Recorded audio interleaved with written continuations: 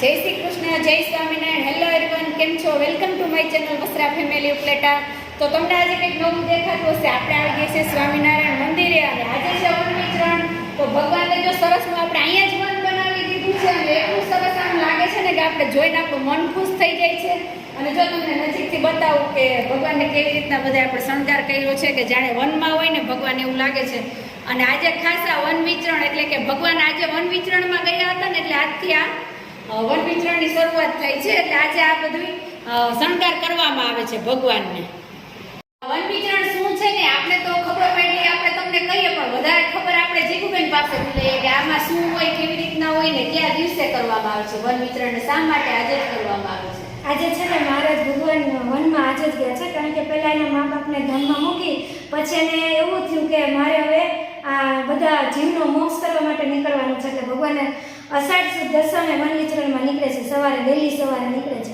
પછી ભગવાન એક રાક્ષસ આવે છે કાલે શરીરમાં ધક્કો મારી દે છે અને ભગવાન સીધા વનમાં વયા જાય છે.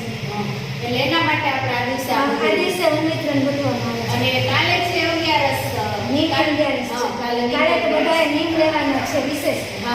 ભલે બધા માળાની બધા કરતા જ હોય છે ઘરે બધું, પણ વિશેષ નીમ લેવાના. આપણે જીગુબેનને મોકલ્યો છે મેસેજ કે શું શું આપણે નિયમ લેવાના, શું કરવાનું છે. આપણે પણ એમાંથી એકાદો નિયમ લઈ જ લેશું. એટલે ખાસ તો ચતુર્માસ કહેવાય ને. હા, ચતુર્માસ ચતુર્માસનો પારણ હોય છે તો એનામાં આપણે નિયમ લેવાના હોય છે ને. જ્યારે કારતક સુધી એટલે કે દેવ દિવાળી આવે ને ત્યારે આ ચતુર્માસ પૂરા થાય છે. ત્યાં સુધી તો તહેવાર આવવાના જ છે બધાય વારા ફરતી, કારણ કે હવે શ્રાવણ મહિનો આવશે એટલે તહેવાર તો ચાલુ થઈ જ જશે.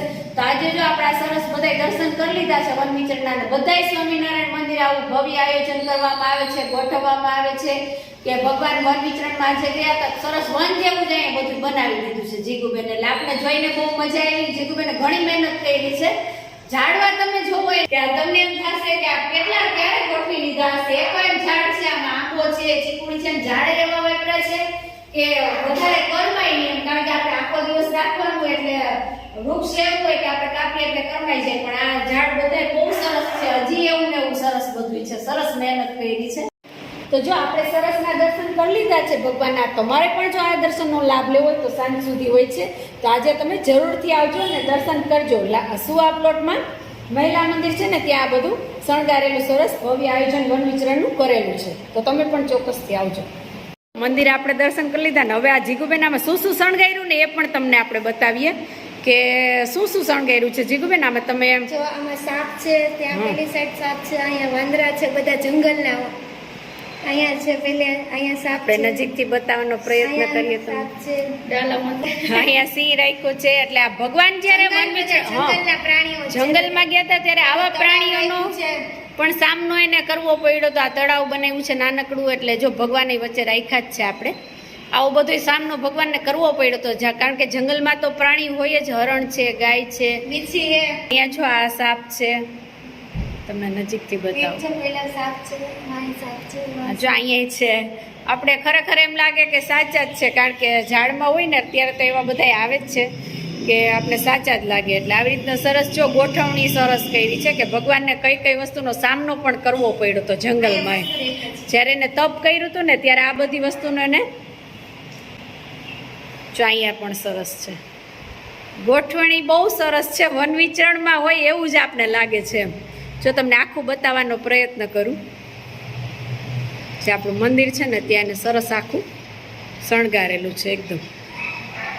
અને આંબાના જે પાંદ હોય, ચીકુડીના હોય, સરસ એવા ને એવા રહે છે. એટલે વધારે આપણે એનો જ ઉપયોગ કર્યો છે અત્યારે. તો તમે પણ બધા ચોક્કસથી આજે દર્શન કરવા માટે આવજો. જય સ્વામિનારાયણ.